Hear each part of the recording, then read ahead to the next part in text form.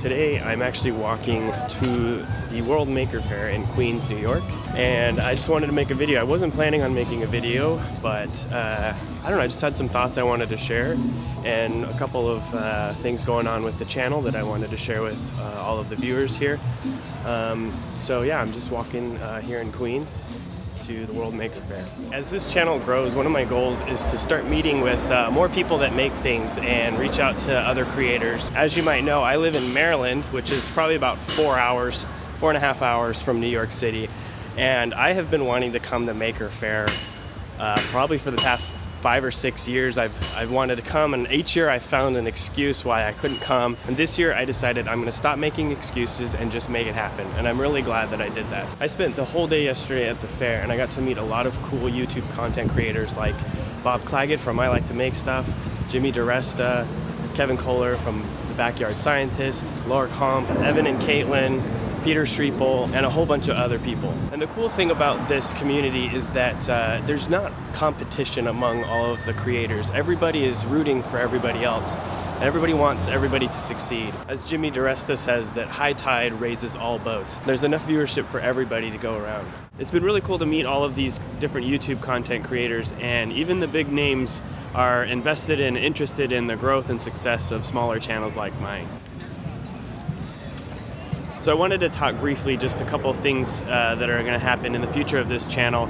Up until now, I have mostly turned down sponsorships for this channel, mostly because they weren't offering money. They were mostly, people just wanted me to review their stuff for free, and most of the time it was kind of cheap crap that I didn't think fit on this channel, so I pretty much turn all of that down usually. However, a few months ago I was actually contacted by a circuit board manufacturing company that you've probably heard of. They sponsor at least one other YouTube channel that I'm aware of. So I've been working with them, and I'm working on getting a sample of one of their circuit boards, and I just want to make sure it's a good product before I use them as a sponsor on this channel. These videos take a lot of my time to make, and it helps justify that time when I get sponsorships like this.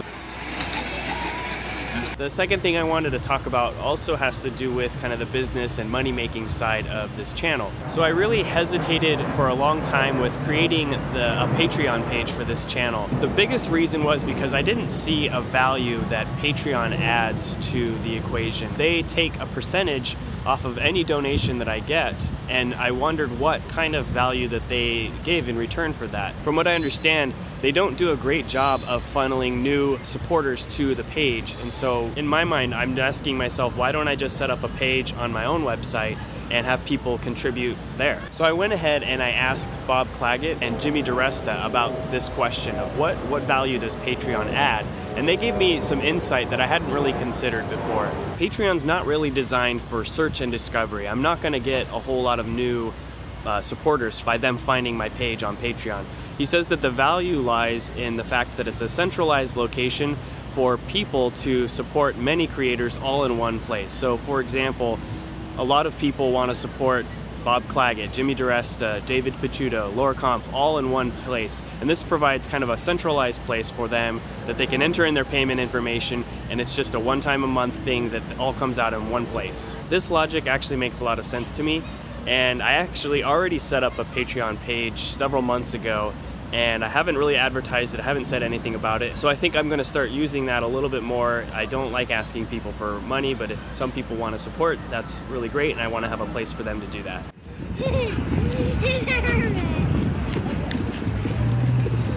And one last thing I wanted to talk about was about my logo and kind of merchandise for the channel. As you may remember, a few months ago I submitted a poll on YouTube, and I had 4 different designs for logos for this channel, including the current one that I use, and I wanted people's opinions, and that may not have been a great idea because most of you voted for me to keep the same one that I currently have.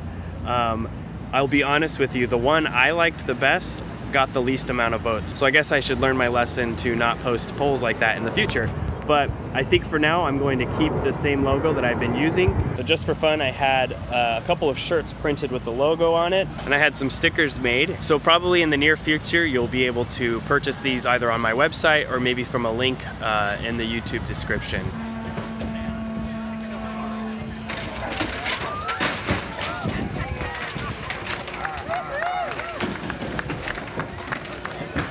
This has been such a fun journey for me, and I want to thank you guys for the support and encouraging comments and all of the cool stories that I get to hear from you guys. And I really appreciate your patience as I learn how to do this and figure things out as I go along and as this channel grows. I'm Zach, and this has been a bite-sized video.